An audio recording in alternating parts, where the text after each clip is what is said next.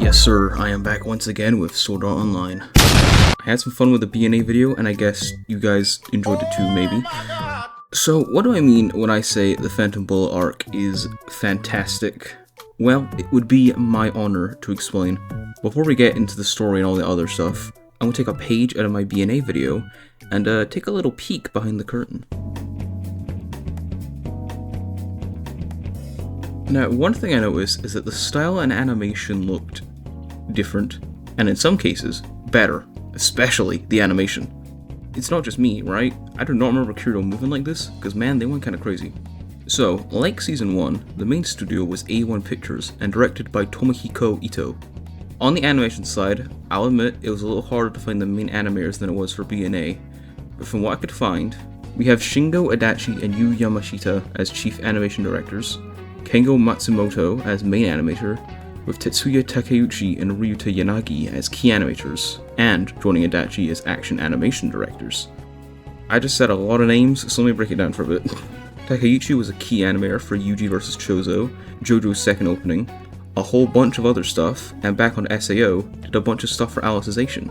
On the main animation side, Matsumoto, although only being a main animator for Sword Art Online, has done a bunch of key animations. Naruto, Drawing the Franxx, and most surprisingly for me, Blind S. For Yanagi, he was the action director for the second season of Seven Deadly Sins, and the storyboard for episode 19. Yanagi was also a key animator on the first Bleach movie, a surprising amount of Pokemon stuff, and was even a key animator for an episode of Solo Leveling. Anyway, I think I've listed the animation enough. There are a whole bunch of talented people working on this, but I don't have the time.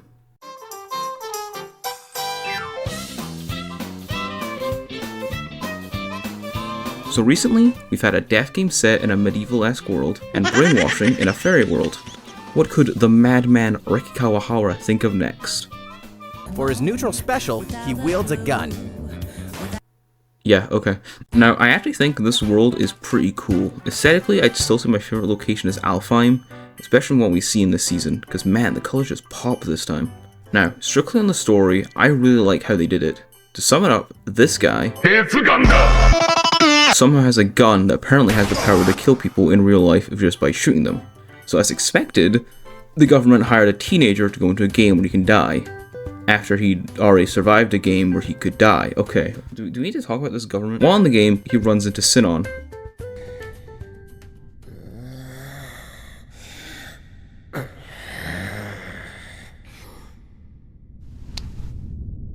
Hi, 初めてなんです。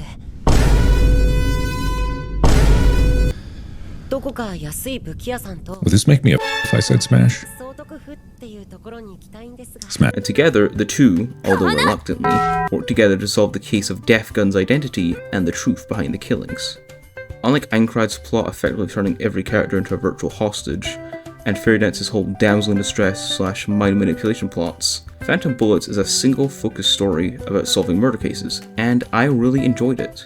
Obviously, I was rewatching it and knew all its twists, but you know what, Reki can cook if he wants to. Another aspect of this arc that works is that it feels like a direct continuation of Aincrad, more so than Fairy Dance in my opinion. While yes, Sugo's plan was tied to the SAO incident with him taking some of the survivors and trapping them, the remnants of SAO are definitely present throughout the arc, especially to Kirito, but more on him later. Anyway, let's talk about...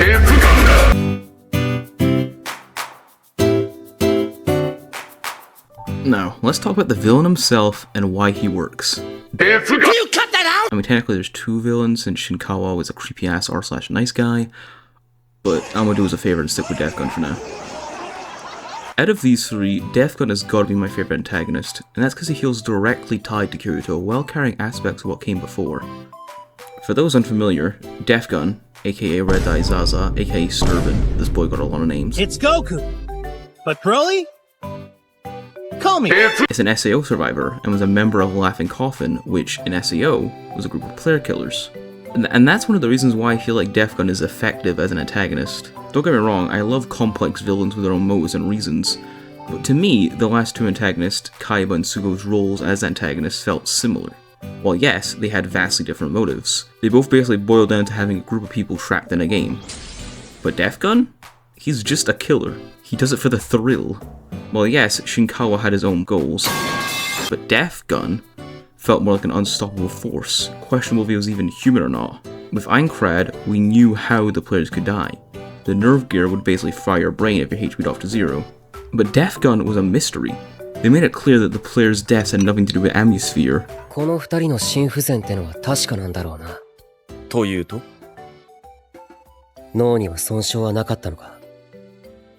僕もそれが気になってね。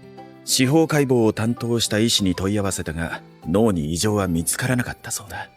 They made it clear that the players' deaths had nothing to do with the Ambusphere, the device Gun Gale is played on, so it left you genuinely wondering how the hell is Death Gun killing people? At first, Kirito outright denies this being possible, and by all accounts, it should be impossible, and technically it is, but from what we see, if Death Gun kills you with his Death Gun, you're dead. And that mystery genuinely creates some chilling moments. When he appears, it just creates a sense of, oh shit, is someone gonna die? Also, I love his design. Yeah, it does seem kinda edgy sometimes, but it's clear that they knew what they were doing. In this arc, Death Gun is essentially the Grim Reaper. I don't know, the fucking Undertaker. Anyway, on the other side of the coin, we have Shinkawa. They established fairly on from clues that he's not what he seems. He clearly has feelings for Asada and has knowledge or access to medicine, hence the poison they use to kill the players. Admittedly, him as a villain is kind of meh, especially compared to Death Gun, but they did a good job making him feel off.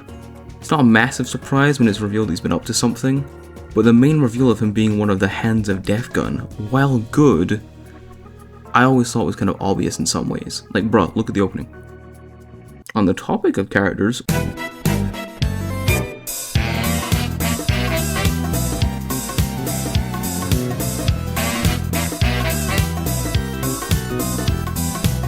now not to sound like a psychopath, but I'm really happy that they gave Kirito trauma in this arc.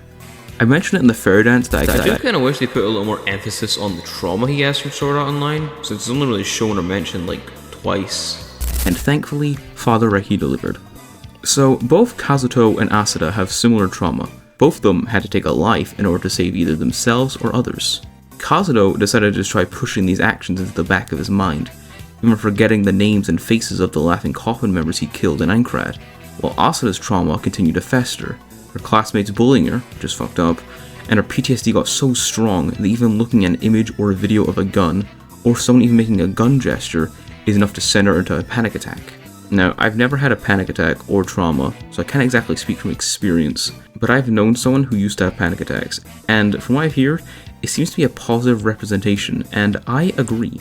Representation aside also works well with the story, with Death Gun essentially appearing to Kirito as a manifestation of his mental trauma.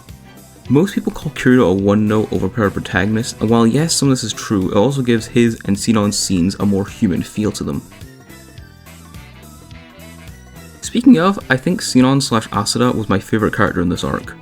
Not only is it satisfying to watch her try and grow throughout the arc, but her rapport with Kirito might be my favourite so far out of his past companions. God, I'm treating this like Pokemon or something. Kirito and Sinon complement each other quite well. On one hand, they can be polar opposites. On the other, they're quite similar.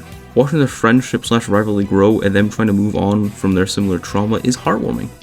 I also appreciate how they ended Sinon's arc. By the end of the arc, Kazuto is mostly moved on, but Asada doesn't immediately snap out of it.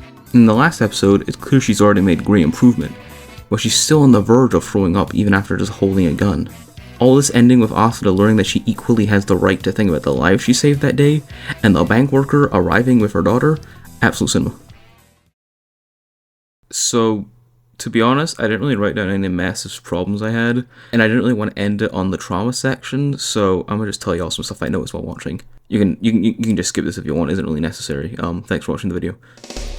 So they definitely did something different this season. I'm not sure if it's just the coloring or different style, but I think it's pretty good. In episode 2, we see Silica, Lisbeth, and Lifa. I think this is either in reference or a direct adaptation of Girls Op, a manga special that introduced Lisbeth and Silica. Speaking of Silica, she's not only fighting the monster that she and Kirito fought in their episode, but she does the same move Kirito uses on Ilfang back in Aincrad. I mentioned in the Aincrad video that Kirito and Silica's big brother little sister dynamic was charming, so it's kinda cool showing her trying to copy Kirito's moves. I don't really have anything else to say. The bloopers are funny, go watch them. These are my friends from my time in SAO. That's Liz, one of the many girls who wants to bang me. Bye.